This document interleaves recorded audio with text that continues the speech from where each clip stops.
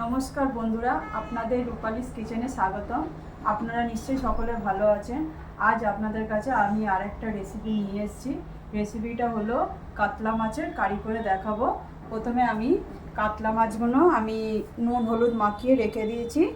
আর এই রুই মাছের কারিটা বানানোর জন্য আমি নিয়েছি পেঁয়াজ বাটা, একটু রসুন থেতো করে নিয়েছি, বাটিনি থেতো করে নিয়েছি, কিছুটা টমেটো নিয়েছি, তেজপাতা, শুকনো লঙ্কা, কাঁচা লঙ্কা নিয়েছি। এবার শুরু করা যাক আমি কিভাবে কাতলা মাছের কারিটা করছি। বন্ধুরা, আমি কড়া বসিয়ে তেলটা গরম করে নিয়েছি। এবার আমি এক এক করে মাছগুলো ভেজে নেব।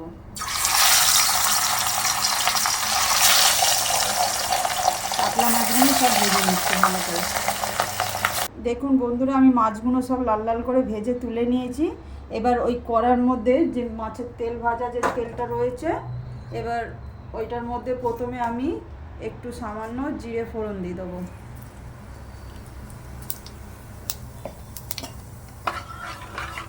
একটু জিরেটা একটু নেড়ে ছেড়ে আমি এবার কটা শুকনো লঙ্কা দিচ্ছি।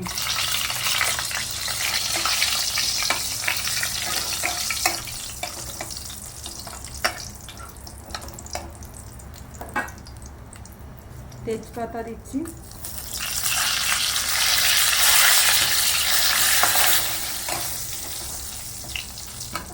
এবার আমি একটু থেতো করে যে রেখেছিলাম রসুনগুলো, এই রসুনটা একটু দিয়ে দিচ্ছি।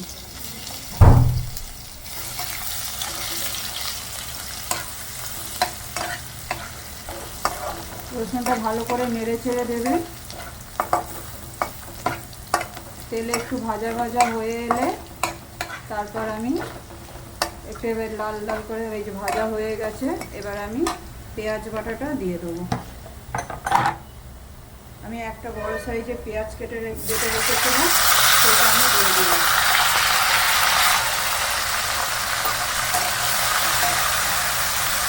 পেঁয়াজটা নরম করার জন্য একটু সামান্য আমি নুন দিয়ে দিচ্ছি।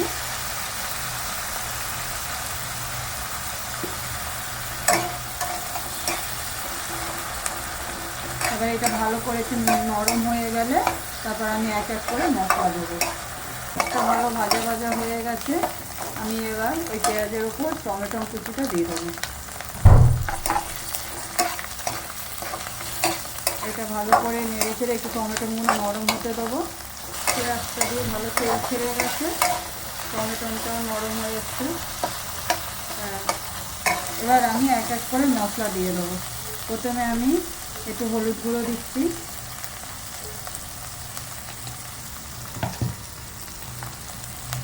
কিছুটা লঙ্কা গুঁড়ো দিচ্ছি, আর অল্প একটু জিরে গুঁড়ো দিচ্ছি।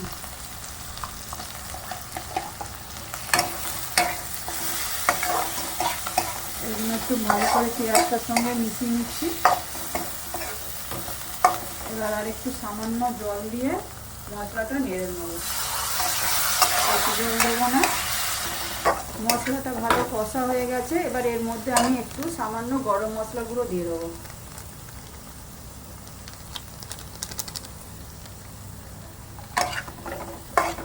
এবার এটা নেড়ে ছেড়ে আমি জলটা দিয়ে ভালো করে মশলাটা কষে রাখছি।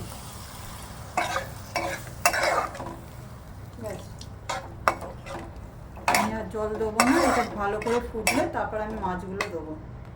ঝোলটা ভালো ফুটে গেছে, আমি এবার এক এক করে মাছগুলো সব দিয়ে দেবো।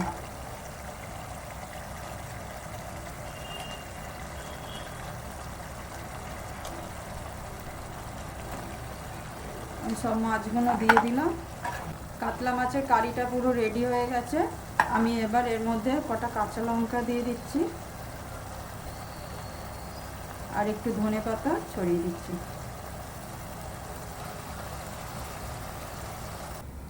বন্ধুরা, দেখলেন আমি পুরো কাতলা মাছের তরকারিটা কিভাবে করলাম। প্রথম থেকে লাস্ট পর্যন্ত পুরো ভিডিওটা আপনাদের দেখালাম। আপনারা এরমভাবে বাড়িতে করে খাবেন, খুবই ভালো লাগবে। আর আমি এই যে কাতলা মাছের তরকারিটা যে করলাম, কিরম হলো না হলো আমাকে একটু প্লিজ কমেন্ট করে জানাবেন, আর শেয়ার সাবস্ক্রাইব করবেন। টাটা।